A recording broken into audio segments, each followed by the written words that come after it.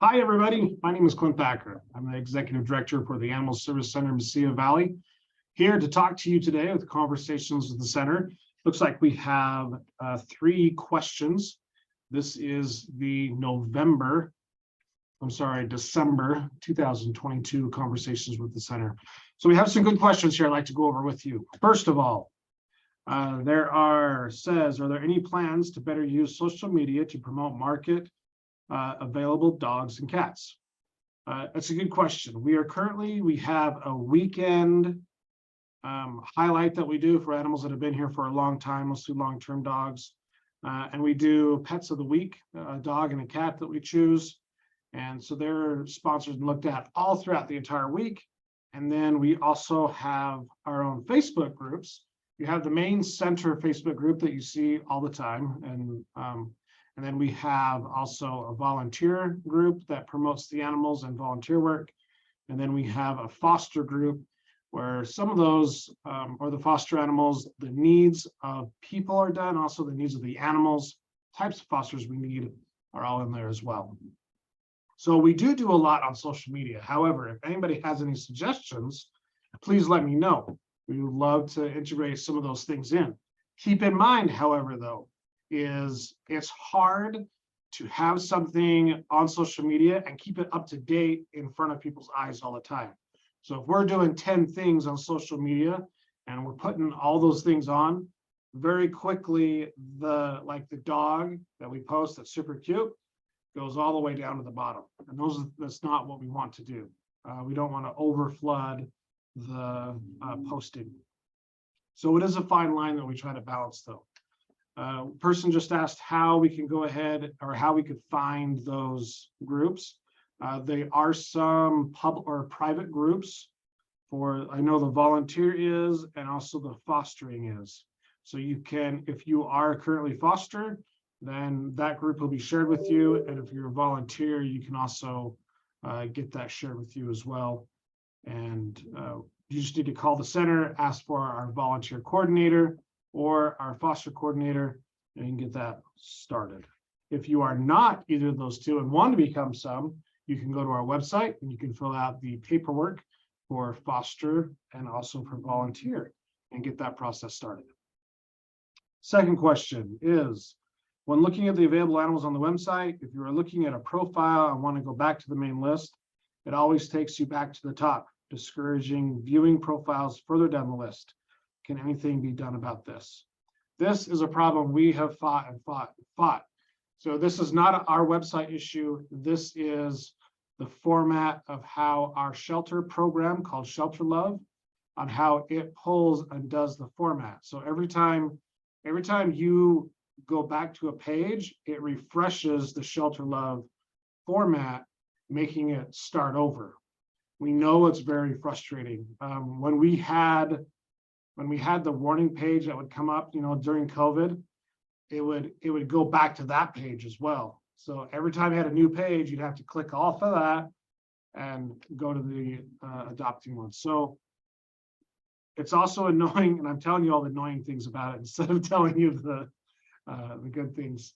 But the other annoying thing is if you do a search where you're separating those animals out, like male in 10 to 15 pounds, it'll take you, once you find an animal, click on it, and then you hit back, it takes you back to the very beginning. You have to do the search all over again. We know it's frustrating. We have reported it to Shelter Love. We've talked to other shelter groups that use the same shelter software, and they have the same complaint. Shelter Love tells us that it is on their list to fix.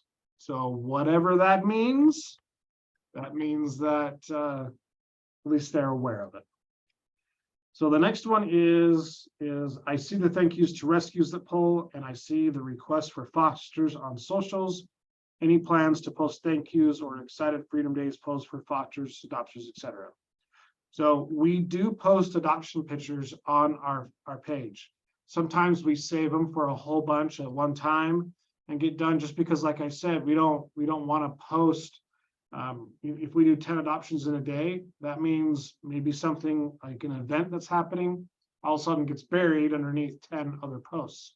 So what we like to do is we like to collect a bunch of them And we post on there, look who got adopted, got their take-home days, all those sorts of things. So we do post adoption pictures on our main Facebook page. In the foster page, we do celebrate when an animal gets a foster. Like if we requested one, we can say, yay, they got one done. This is great. This is awesome. You have to understand, some people, some groups do not want other people to know that they have the animal. So like if there's big interest in an animal and this group has them, they don't want people to know, because then they'll be inundated with calls. So we do ask, is it okay if we, like especially rescue groups will say, is it okay if we post this as a celebration? If they say yes, we do it. If no, we don't. There was, if you remember, several weeks or several months ago, we sent a letter out, posted on Facebook stating that's what we were going to do. So people wouldn't think that we're hiding anything for that one. That is all the questions that we have. I do have some others that I want some announcements to go over. First and foremost, we did have to cancel our vaccine clinic that was going to be happening on Sunday. We are deeply upset about it, but we have 4 cases of COVID right now in the center.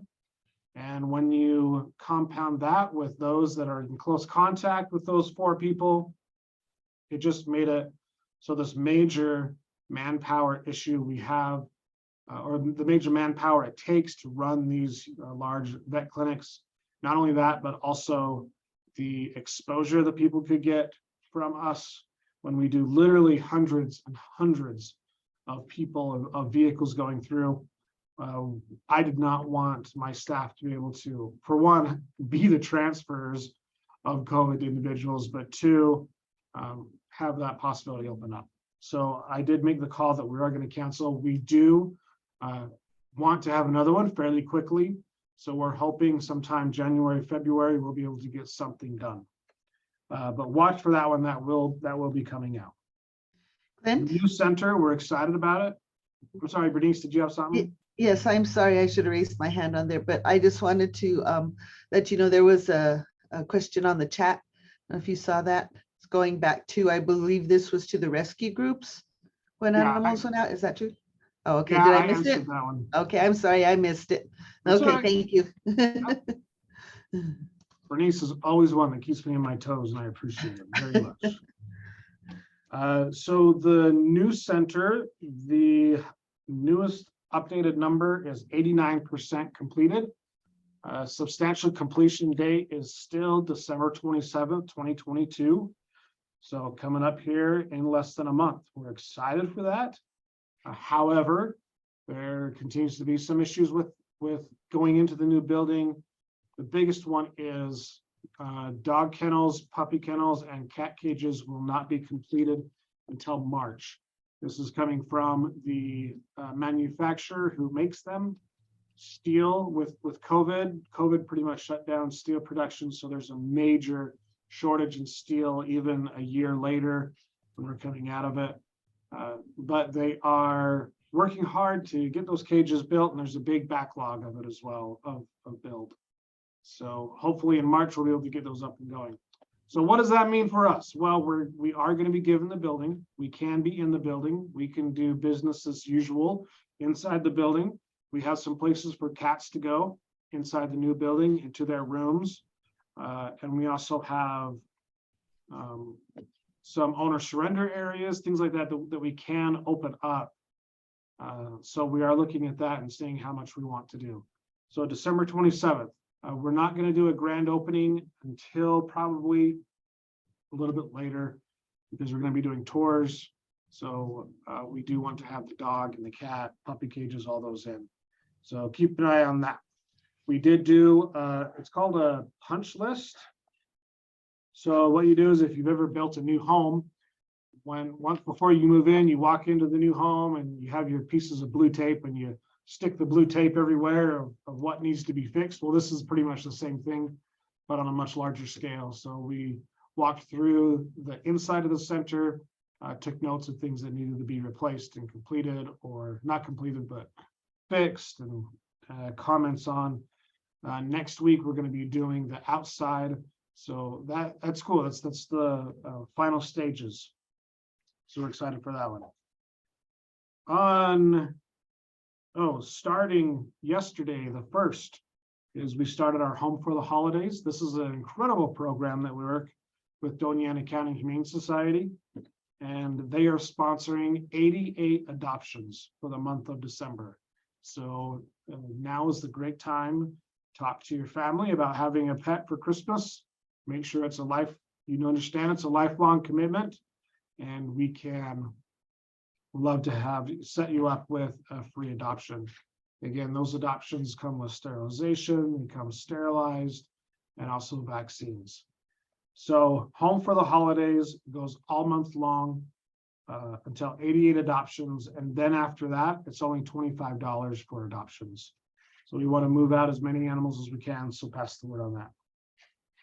Our offsite for this weekend is going to be at PetSmart, and from 10 to 1. So please stop by PetSmart, see the animals that we bring. Most of the animals there are all foster animals. So that you adopting will make room for another animal that can go out to foster with these incredible foster parents that we have. We appreciate so much. So 10 to 1 at PetSmart. The last thing I want to mention is the board meeting is on December 22nd at 9 a.m. at the Las Cruces City Hall. So it is also available on TV and I think YouTube as well, on the City of Las Cruces site there on YouTube. So 9 a.m. board meeting on December 22nd.